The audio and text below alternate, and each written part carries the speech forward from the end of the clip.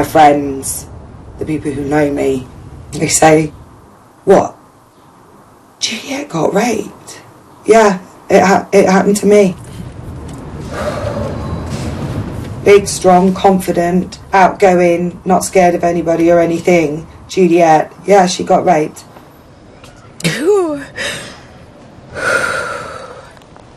It is just as filthy and awful and vile as I remember it, even in the cold light of day.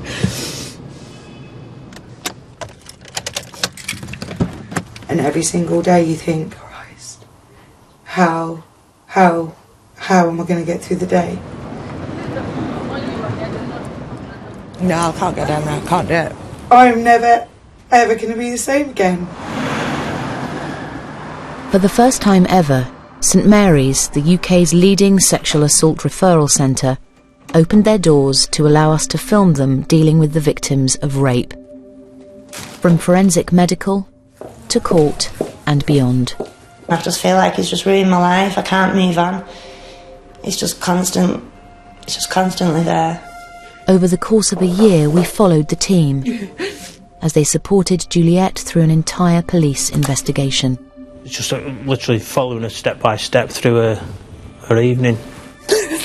How can I not remember something like that?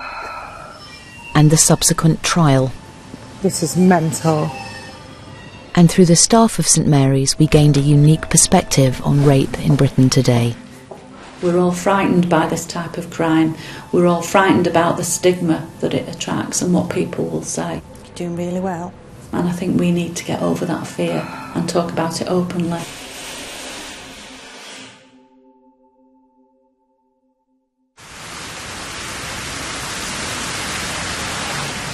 St Mary's was the first of the UK's 46 sexual assault referral centres.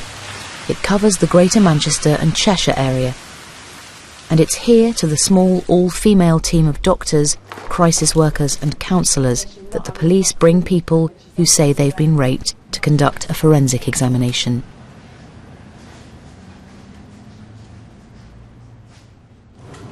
Female came in at 10 to 9 last night. Her ex-partner turned up at her address. He was drunk. He said he was going to shag her. He took his pants down. She tried to push him away. Threatened to kill her if she said anything afterwards. Although we know rape and sexual assault happens, the extent and the numbers that we see, I think that's quite shocking when you first come to join the team. She's 19. She got home and did not lock the door. And it happens to anybody. She's 51. Alleged assailant was a friend. He's 32. The male grabbed him from behind. She's 8. Sexual assault by second cousin. The youngest case that we've seen here was 3 weeks old, and the eldest 96. An 80-year-old female. He's a friend, aged 88. He met her at a day centre.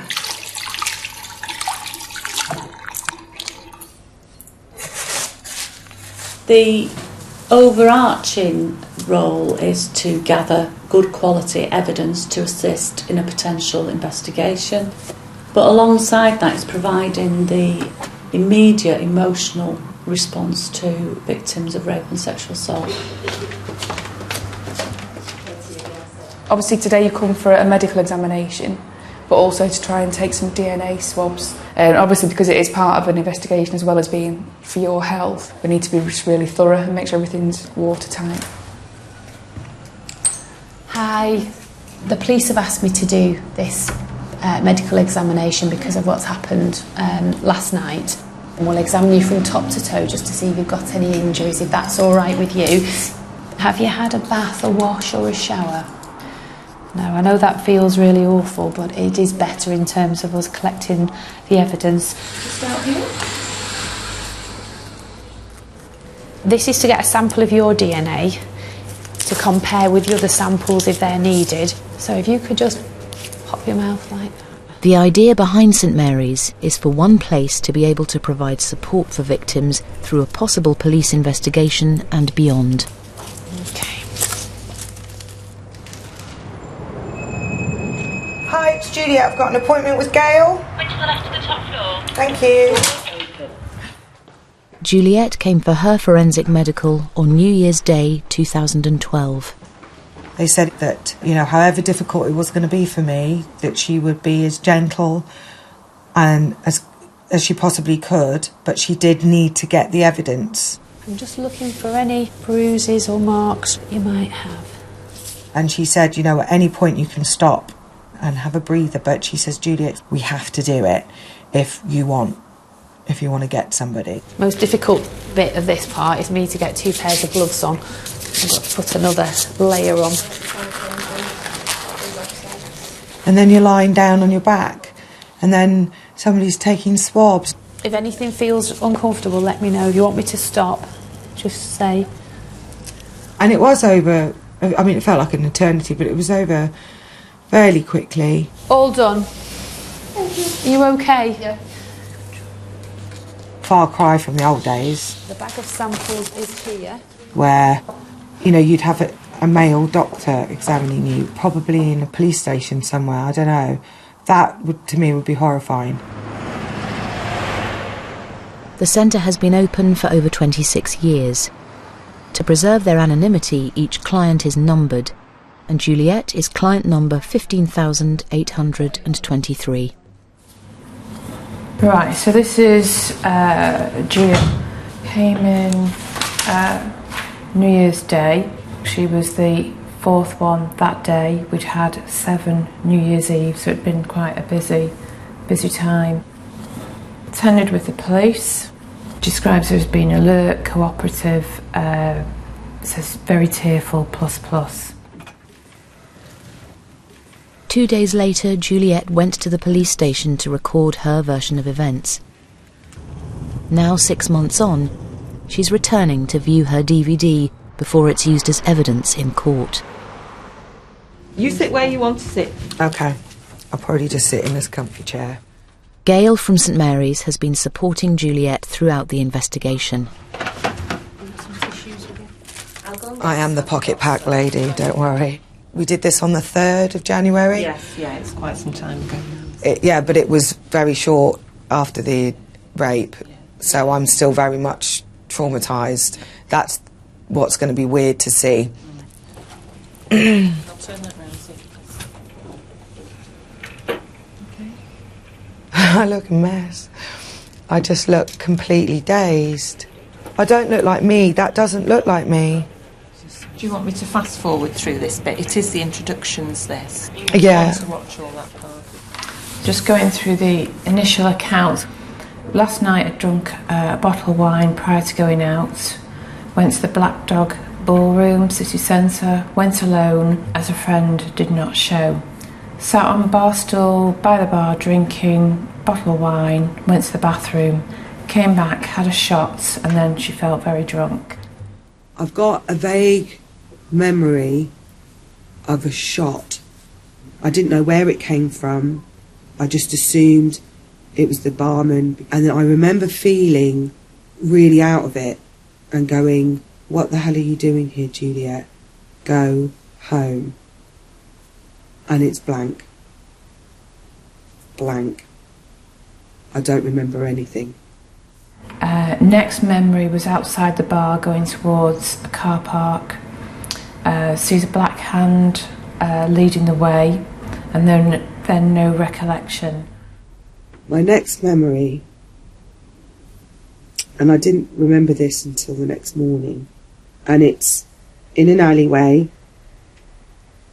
A man is forcing his penis in my mouth, and he's got my hair, and he's pulling my face, my mouth, and I remember gagging and choking, and I remember thinking I could bite it and it will stop, but he hit me and said, watch the teeth, bitch. Oh, fucking hell. The doctors used quite a few body charts to document the injuries. So head, there was swelling. In the mouth there was what's described as multiple petechial hemorrhages, like pinprick, small bruises. We sometimes see that with forced oral penetration. It's interesting that they mention the gag reflex, and that's what's thought to cause this, is the gagging.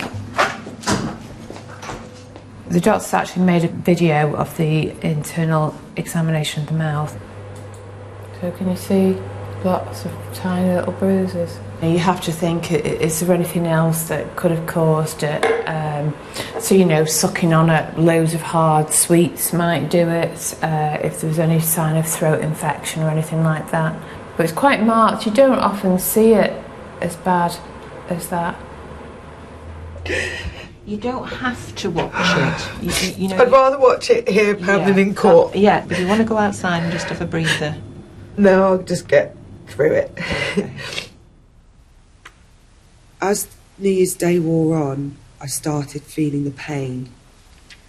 I think I rang the police and said, my bag's been stolen, but I think I've been sexually assaulted in an alleyway. I remember saying to her, I hurt. I'm really sore between my legs. Why would I be sore there? Let's have a little look. So bruising on her arms, bruising on her right breast, bruising on her thigh, and then she had an abrasion just near the entrance of the vagina. It hurts. It hurts to sit, it hurts to walk, it hurts to touch. It's the only thing I have that I know that something happened, because I don't remember. I don't remember what's happened, except the alleyway, and then somebody holding me there, and holding me, and holding me. Oh, fucking hell.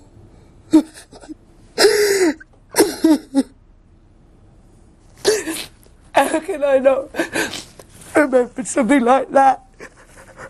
It really happened. There's lots of reasons, isn't there? There could be lots of reasons why. The doctor's then taken a whole host of forensic samples. When you have a situation like this and it's a stranger, if you were to find his DNA on the person, well, there'd be a bit of explaining to do. How did that get there? You know, if it's on a hand, then it could be, well, they were talking, there was contact. High vaginal swab, there'd be a bit more explaining to do about how that got there.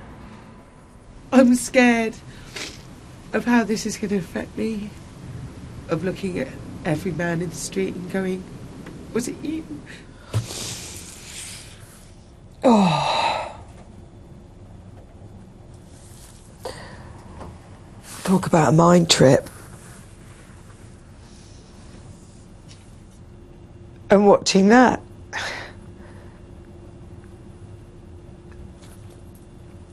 I still don't remember. And I still can't believe that it's happened.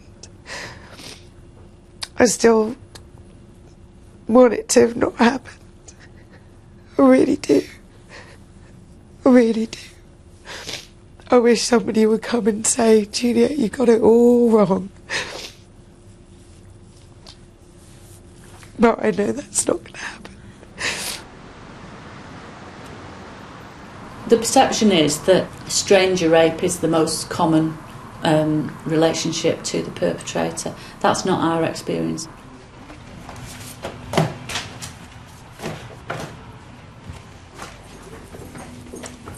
The stranger rapes us the alleyway, they're really quite rare.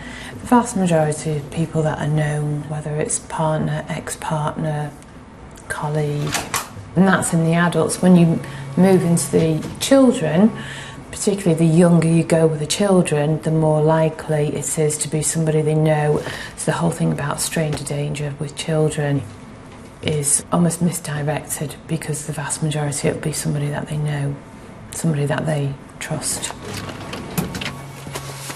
This colour, the buff, is to say it's an adult, so 18 and over. And the red is for 17 and under. Last year, 422 children, and it's almost an even split between sort of 13 to 18 and under 13. police referral. She's 13. She had internet and phone contact with a man. Went to his flat. She didn't understand ejaculation but said the bed was wet. She is 5 years old. The assailant is a worker at the nursery. 5-year-old. Alleged perpetrator is a 14-year-old. Told Mum that he'd put his willy where wee wee comes out. So this is a 4-year-old boy where there's an allegation of paternal grandfather doing something. You know, from their perspective, it's going to see the doctor. You know, we try and make it as engaging for them as possible. We've got our magic little choose a treat at the end. So we have ways of entertaining them. What a lovely, lovely little boy. You can deal with some cases better than others, I think. And the children are always hard, because our children well, my youngest and Amryn's are the same age. So when you see children that age, that's what upsets me. Yeah. Because I just want to take them home and look after them. But you can't. They're coming to get you all the way. We've taken the view that if they've reached a threshold to come to see us, then really, unless there's a good reason not to, that we ought to undertake sexually transmitted infection screening. They can have finger prick blood testing for hepatitis B, hepatitis C, syphilis and HIV. It's over quickly, that's it, done. And if a young person or a child doesn't feel comfortable with having swabs of the outside of the genital area taken, then we can just simply do a urine sample, and that will screen for gonorrhea and chlamydia. By and large, the screens are clear. I mean, we do get some children who have sexually transmitted infections, and then obviously we need to treat those appropriately. But it can be very reassuring for families and for children to know that they haven't picked up any infections. It's drawing a line under that particular part of their journey, really.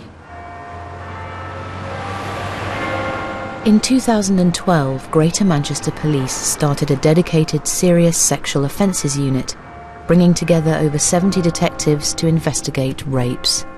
In addition to the actual act, has she stated if there's been any sort of other penetration, digital, or if there's been any oral sex or anything? In the past, there may have been instances where officers or investigators have been very quick to maybe disbelieve a victim coming forward. Part of the concept of setting up our unit is that we will believe absolutely every person that comes forward to us and makes a report, and we will investigate it to the nth degree. Does it, as she said, if she's washed or bathed?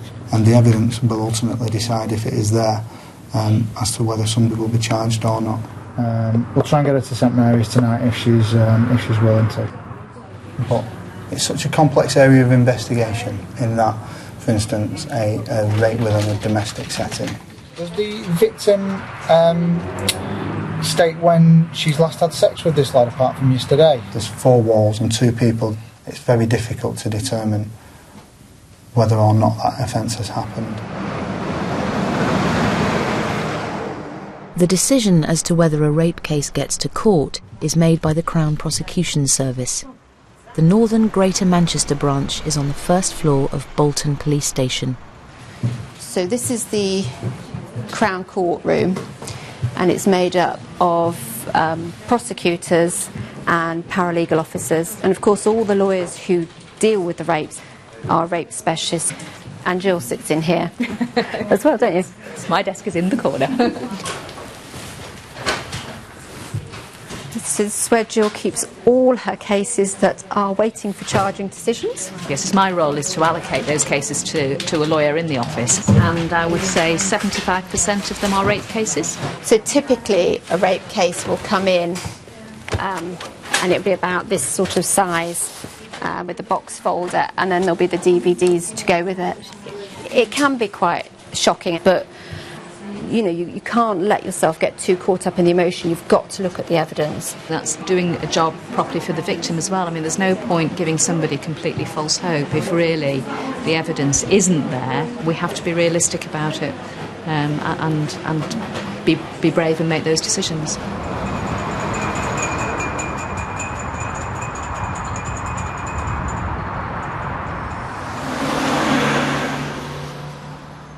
police investigation into Juliet's case is hindered by her inability to remember much about her assault. They turn to the parts of her New Year's Eve covered by CCTV. This is CCTV footage. That's the victim's movements. Now this is playing at twice the speed. So front door, black dog, the red arrow indicates Juliet approaching. Entering through the doors, it's just like literally following her step by step through her evening. I think she orders a bottle of wine, which is left on the bar with a wine cooler, and you can see her drinking through the night. I think this is the point where she goes to the loo, and she's left a glass and a bottle on the bar. I think if you just see now, just see her returning. We've not been able to establish when she has this shot, but this is as if something's just hit her straight away. Now she just looks like she's propping herself up. Her head is obviously drooping, and I'm assuming, and we've got nothing to contradict this, that it's the bar staff that decide this girl's had enough. They're not going to serve her anymore, and they contact the door staff. This is when she gets ejected. It's a difficult message to walk, because what we don't want to be doing is blaming the person. The alcohol is not the rapist is the rapist. Clearly, we know from lots of different things that if you've had a lot of alcohol, you are vulnerable to lots of things. This is as she comes out, using the wall to support herself. This was unfortunate, wasn't it? Because she was meant to be meeting up with a friend, and for whatever reason that didn't happen. Just staggering all over the road. And she certainly shouldn't be blaming herself, I don't think, anyway, do you, for being out on New Year's Eve drinking. People will, though, that's the problem.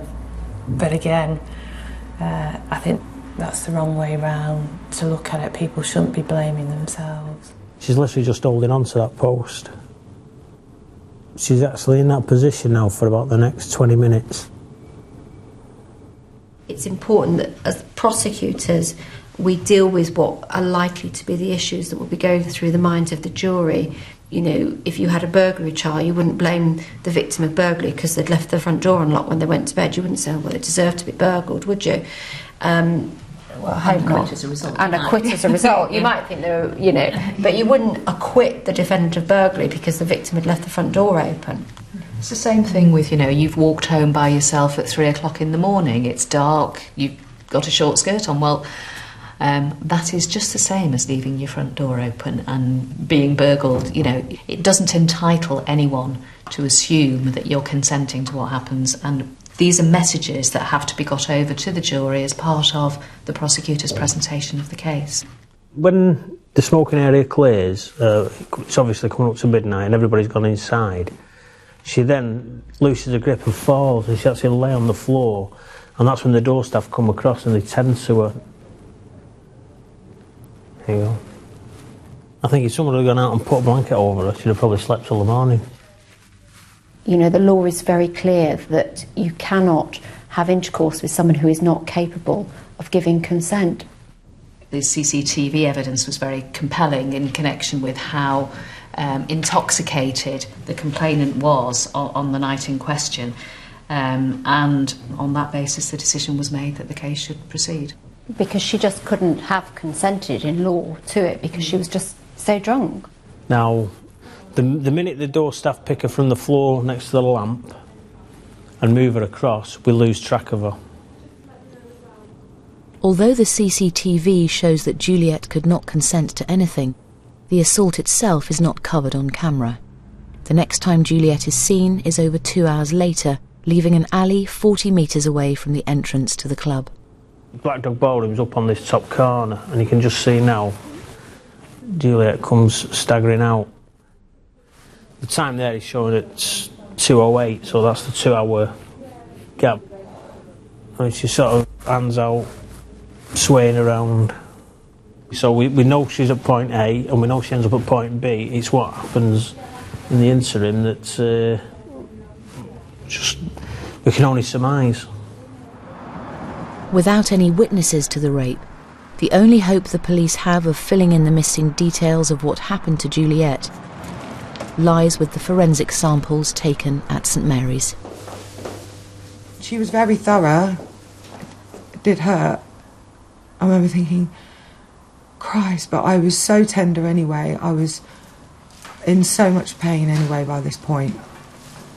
And thank God the doctor was as thorough as she was. When analysed, Juliet's swabs were found to contain semen. The key piece of evidence in this case was the forensic evidence, because of course the victim had no actual recollection of the vaginal penetration during the incident. I've been trying to make sense of something that's happened that I can't even remember. It's not there. That's what's so awful. I just have the forensic evidence that said somebody had sexual intercourse with me without me knowing. That's rape. I didn't say I was raped. I was told. I was, through forensics, told. That's pretty mind-blowing. Forensic examinations are only one part of St Mary's work. Last year, over 400 new clients were referred to the centre for counselling. Well, we bought these magazines for the 3 comfy rooms. However, before we put them in there, we need to check that there's nothing about rape or sexual assault or anything really that's offensive. See if that will have to come out. It's not something you need to be reading while you attend here, really. The only thing is, Kickstart to the Summer Slim Down is ruined. But never mind. Kelly is coming to St Mary's for her first counselling session. St Mary's Centre. Hey, it's Kelly to see John. Okay, will you come up to the 2nd floor, please? It's now 8 months since she was raped. It was a man that I'd known for quite a long time. Well, I'm 31 now, I'd known him since I was about 14, 15. I'd been a drug addict, addicted to heroin since I was 13, 14. Got involved in escorting, prostitution to make money to feed my drug habit, and that's how I got involved with him. So basically, he was a customer, and I used to share drugs with him. And then this one night in February, I went up to his flat because I owed him a little bit of money and I was a bit late paying him back. There will be cases perhaps where the victim has had consensual intercourse in the past, or where the victim is a prostitute, but that doesn't mean that they can't be raped. You watch the victim's DVD because that's going to be the key account, and just to hear what she says. I just had a bit of money and I had like 4 things. I had 2 crack cocaines and 2 heroin, like bags of heroin. I can give you money and give you one of each. So he said, well come on then, I'm going to do it at mine. There was no mention of doing business or anything like that. So I went back to his flat. And when we went in the flat, he locked the door. I gone into the front room to start smoking it. And he's gone into the kitchen to go and start preparing it to inject it. And he said, you can sort me out and then you can go. And I said, chaps, I don't want to. When he said sort me out, he meant do sex or something with it. And he said, you better go in that front room, you better get undressed. And when because he was injecting the crack and he liked to have sex when he had the rush of the crack. And that's when I started crying, saying, please just let me go. And he was saying, no, you're not going anywhere. He started talking about saying he was going to ram things up me and he was going to torture me. She was a sex worker, she used drugs. Both of those things she was absolutely frank about. Obviously, had she not been honest about that in the first place, but it had come out, that would have cast some questions over her evidence, but she was entirely frank right from the beginning. I said, just help me get my dig and then do something with me so that I'll come and then I'll let you go. So eventually I managed to find a vein for him and injected him. Then he told me to suck him off. He stood in the front room. So I started to do that. I was crying while I was doing it. On this occasion, she did not want to have intercourse, and on her account, the defendant can have been in no doubt that she was not consenting.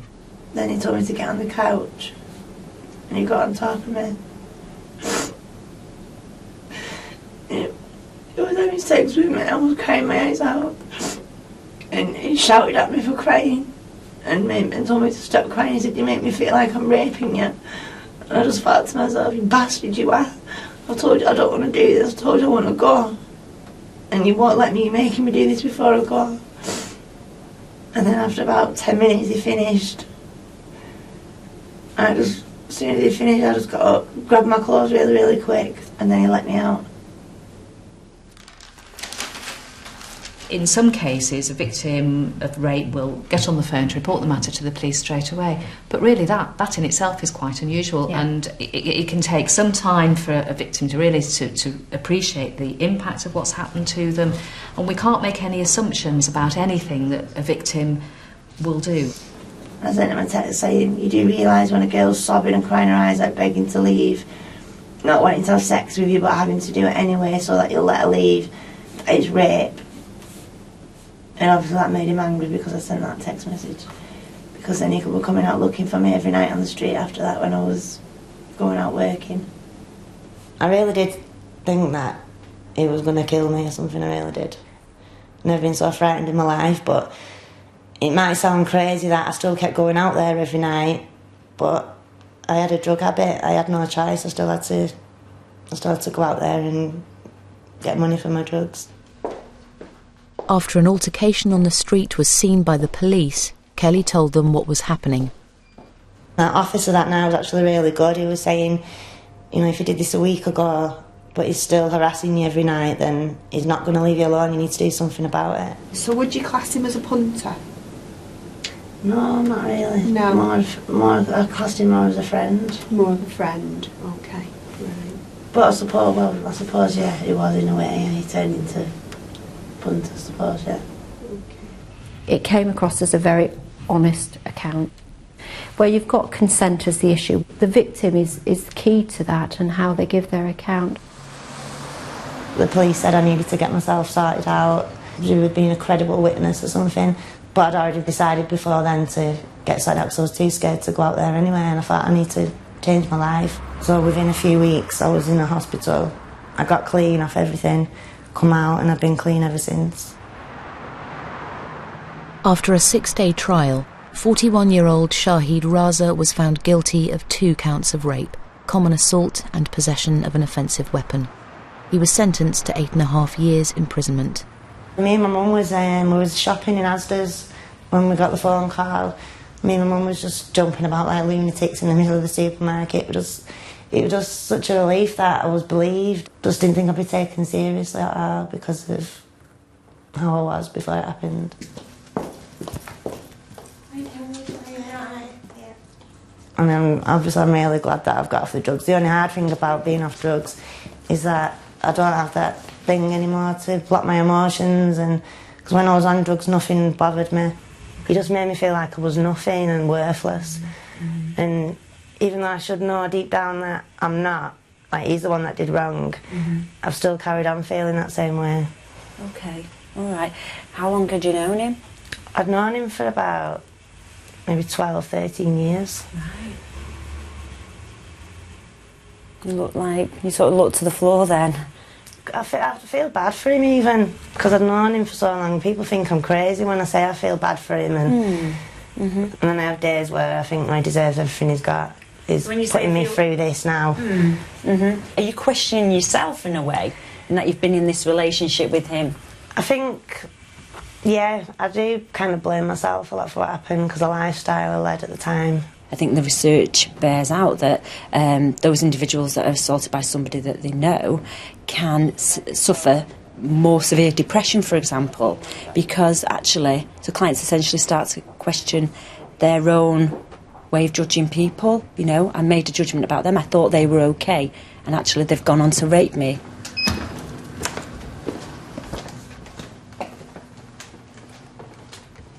"17-year-old, And the assailant's her boyfriend. And he locks the flat when he goes out. Never uses condoms, always ejaculates. Chokes, slaps, punches her. From what I've learned over the years, the ones where it's a stranger assault and you've got that safe home, you've still got that. The rape is by the ex-partner. Ongoing sexual and domestic violence. The level of violence has become worse recently, escalating from slapping right the way up to strangling. Had no friends or family to stay with. Should be in a women's refuge. Whereas where the home is where the hurt is, then where is your place of safety? Where do you get your support? So that can make it incredibly difficult for them. Juliet has been unable to identify the stranger who was with her in the alley. However, the forensic examination at St Mary's has led to a breakthrough. From the swabs we got a DNA hit. That is, the DNA from her swabs matches another person, that person being Yusuf. A 20-year-old male, Mustafa Yusuf, is brought in for questioning. The only link the police can show between him and Juliet is his DNA. He was interviewed initially after disclosure that he'd been arrested for rape, and he gave a no-comment interview. Where did you meet her? No comment. And what time was it when you met her? No comment. Did she say yes to having sex with you? No comment. Could she say yes? No comment. We've had an email from a scientist which says that your DNA is inside Juliet's knickers. No comment. Is there any reason for that? No comment. Why was your DNA, your semen, on the inside of her knickers? No comment. Do you want a consultation, please? Okay. He then came back and gave a further interview. Said he had met a female, had sexual intercourse, but it was all consensual. Why didn't you tell us this at the beginning?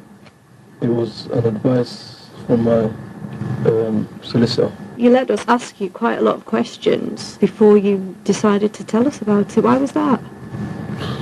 Couldn't tell you. I think it's because you found out about the DNA in her knickers. If you think so, then I have to answer any questions on the officers, please. It's not relevant. We know that she was in no fit state at all. We've got witnesses and we've got CCTV. What do you want to say about that? I was drunk at the time, myself. 31st of December 2011, this is at 11:56, or 11:57 it's just clicked over to.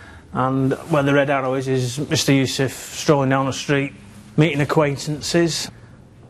He said that he consumed a bottle of brandy before meeting Juliet. So his defence, if you like, is, well, you know, I couldn't know she didn't consent because I was drunk. But I would say that the footage there negates that totally. Again, you can see there, just in his hand is the bottle. Now, to me, that looked like a water bottle. It'll switch in a second, and you see him going down behind the shelving. He's not banging into anything. He's not using anything to support himself. He goes through that action where he goes down to the floor, almost squatting, and then manages to stand and walk around. He's not fallen over, taking out any shelving or anything like that. He may well have had drink, but I would say, viewing that, you could never say that he was drunk. Obviously, you can never remain totally impartial. You have a feeling about a victim or a feeling about an offender, and you work around that. But in the case of Juliet, we're trying to build up 2 hours that she's missing. We know something's happened. The doctors corroborated that. But when his defence statement comes along and says, well, I was drunk, I say, well, hang on a minute, we've got footage of you here. This doesn't show you drunk. Mustafa Yusuf does not fit the description of the man Juliet remembers orally raping her. But the CPS decide that the forensic evidence, combined with the CCTV, is enough to charge him with vaginal rape. The man on trial is the man who vaginally raped me. I have no recollection of that. I didn't even know that had happened. He could, you know, knock on the door and be selling me double glazing. I wouldn't know who he is. He could sit next to me on the bus. I wouldn't know who he is. They got him from DNA, and that's been really, really difficult because I don't have anybody to focus my rage at.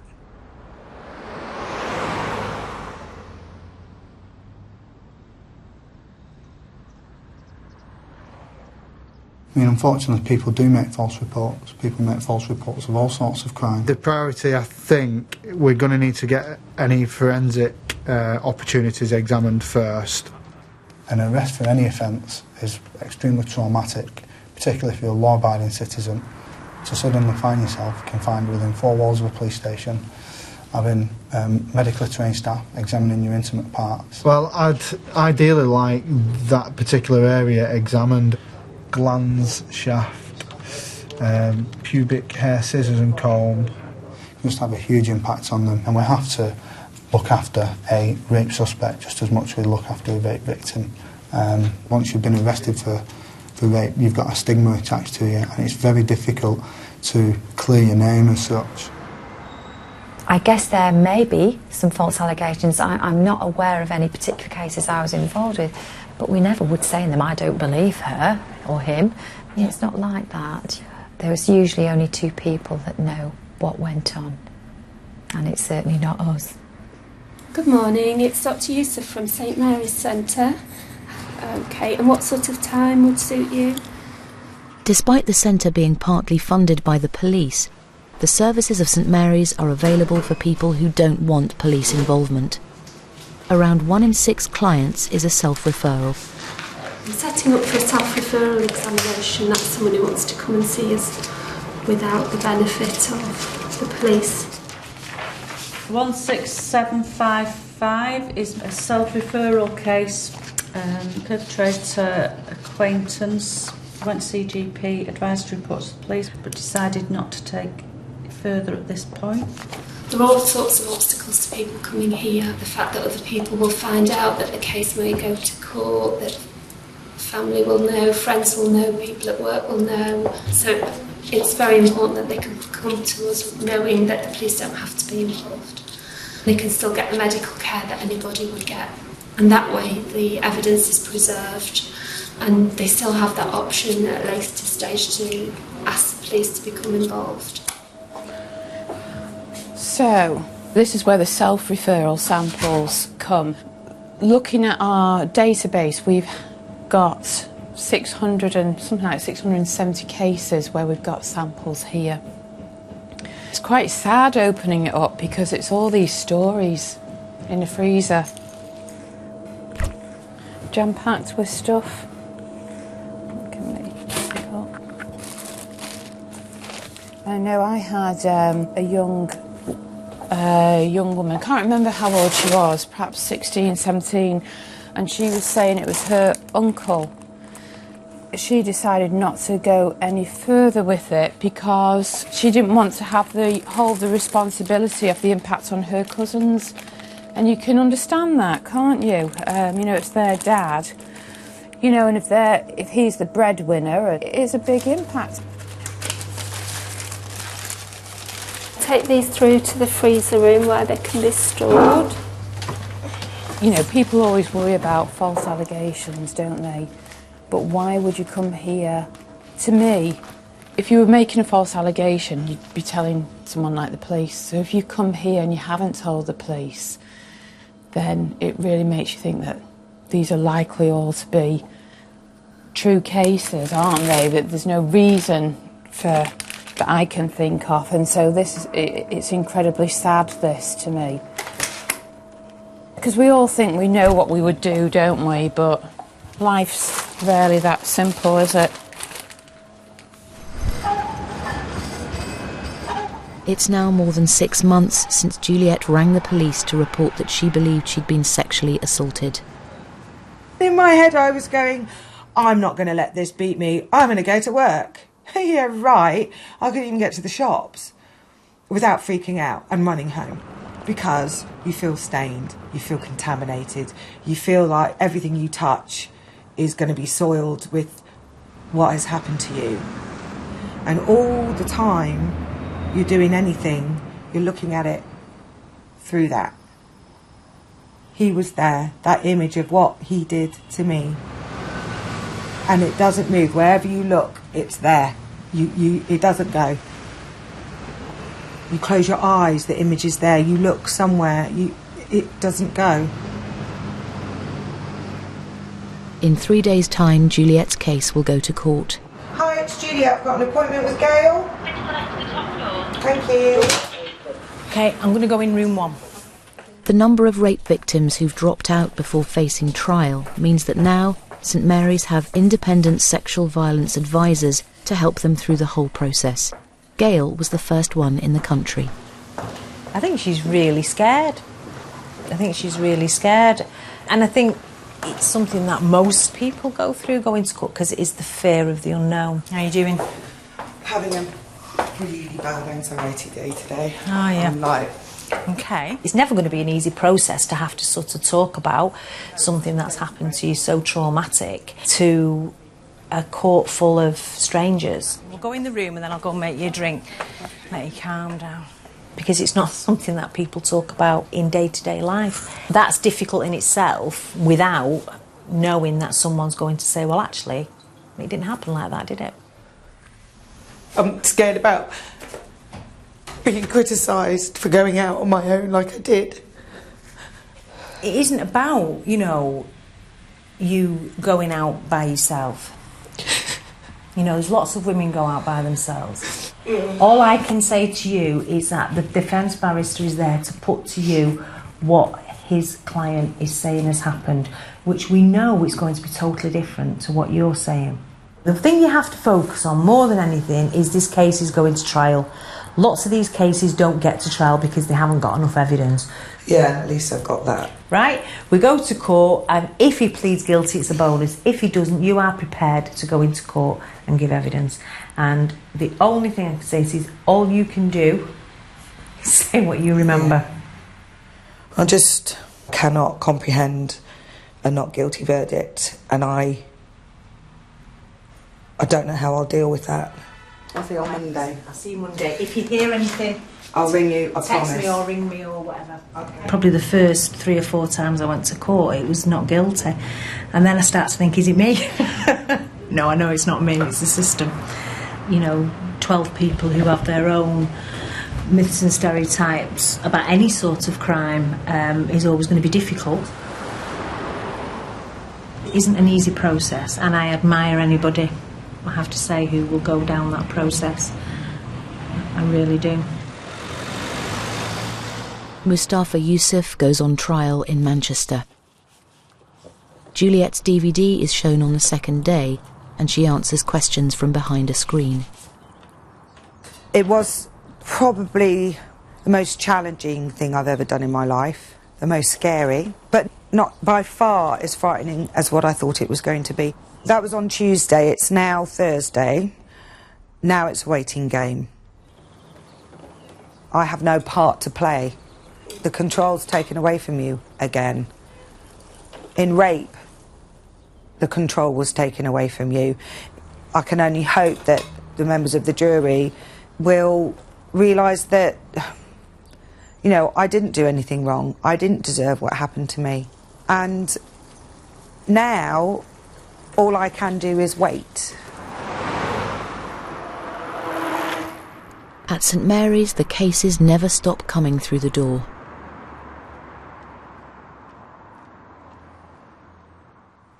(16588). She's 37. He's 37.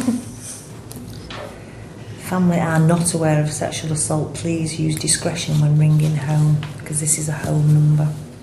If we take male rape, you've got to think about how difficult it might be for somebody to disclose that.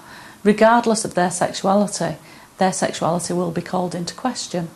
And that doesn't feel fair, because we're calling into question the sexuality of the victim and not the perpetrator. A male approached him, asked him where to get cigarettes from. He followed him off the main road, punched in the face, grabbed in a headlock, anal penetration. For a male, it is the ultimate violation, as it is for a female. Males being males, there's bravado attached to it. but also the embarrassment. Remembers going to have a wee down an alleyway, and it was here that he was grabbed by the back of the neck and something was inserted into his bottom. Personally, if I was the victim of a rape, I'm still not sure that I'd be able to come forward. 15-year-old boy, he has specific learning difficulties. We do see a lot of the vulnerable in society here, don't we? Really, when you look at it. She's 14, in park with friends, left friends to meet boy on benches, no previous sexual experience. Teenagers, especially the ones that are in care and have nobody. She lives in a children's home, she's known to social services. And then they end up here and there's nobody to even go home to. I know. And that is kind of our worst case scenario here. You don't think in England today that we'd live with that, would you? I mean, they're unrelated episodes, but it's still a concern that she's 14 and she's attended here 3 times. I think some cases do touch you for whatever reason more than others. 15-year-old? Was picked up by 3 males in a car. Gang rape, that's really hard. To think that nobody could sort of stand back and say, what are we doing, what's going on? Sometimes you think you're always upset, but I can actually count of the times I've really cried. I remember the cases and I remember the names. And I'm not saying all the others aren't the same, I just think there's a little bit of a build-up and then a certain person triggers. To pop onto that clever scale there. I don't think I'd ever cried at an examination, but I did just after one recently, and I was surprised at myself. But we know we're all human beings. We're all human beings, and whether you're a doctor or whoever, you know, something in life will touch you, won't it? Well done. You're doing really well. Well done.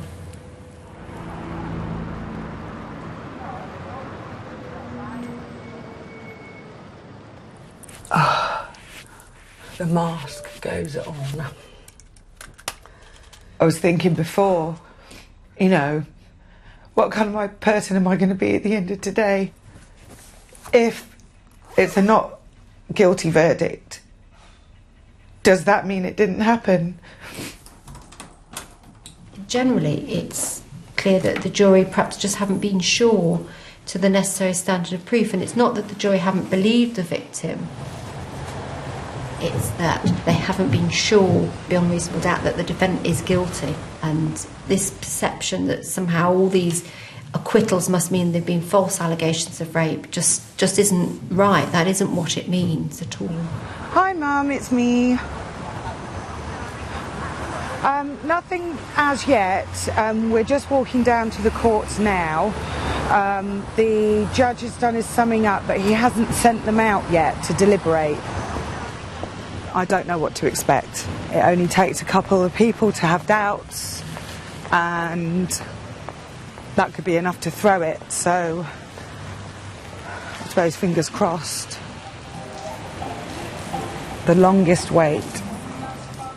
I want him to be found guilty for Juliet, but you can never tell. There's always going to be a possibility that he's found not guilty. With Juliet not wanting to see the defendant or his family, Gail has gone in to hear the verdict.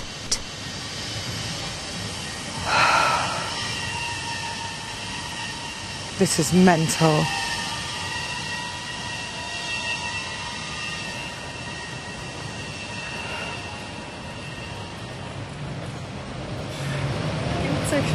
Really? I thought you were going to say no.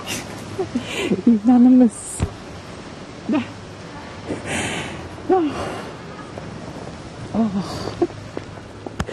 When you were saying what I was like, Because his family were there watching, that's all. Was that there? Yeah, There? stood there. That's why I asked you to walk out the way, because I didn't want them to see you. I feel sick. Hi Mummy, it's me. Guilty, unanimous. Yeah, we did it. We did it. Mustafa Yusuf has been found guilty of rape. His sentence is yet to be determined. I mean, you'd like to think he'd go into double figures, but Yeah. don't know. I hope it does go into double figures. Bastard. You guys have been amazing though. You've all been amazing.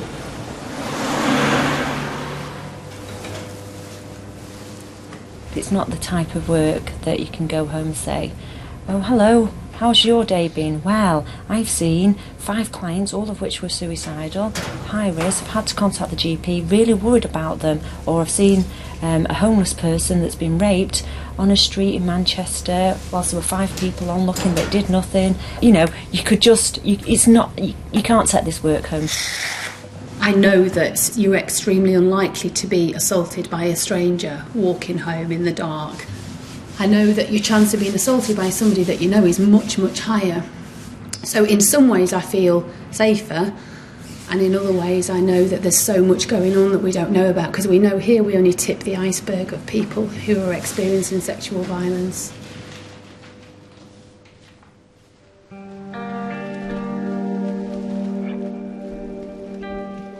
You learn to live with it, but you can't let it be you.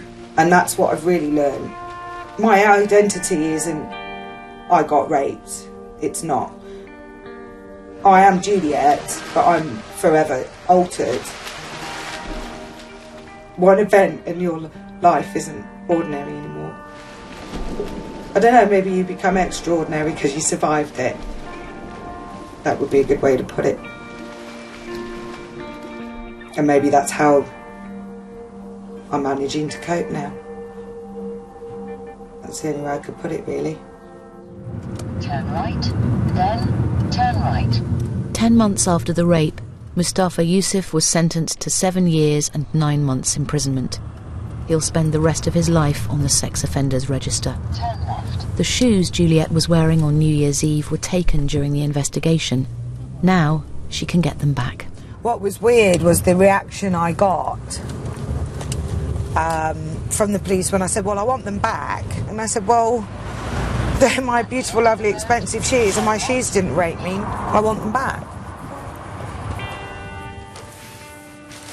One shoe in each bag? One shoe in each bag, that's the way they get stored.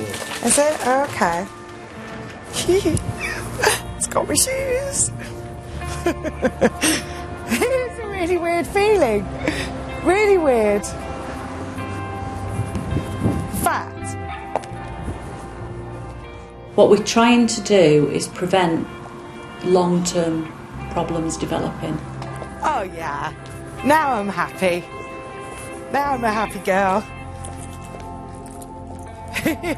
Who'd have thought?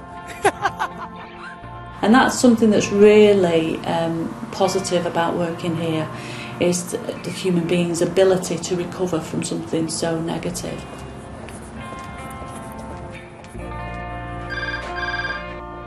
St Mary's Centre, Jo speaking.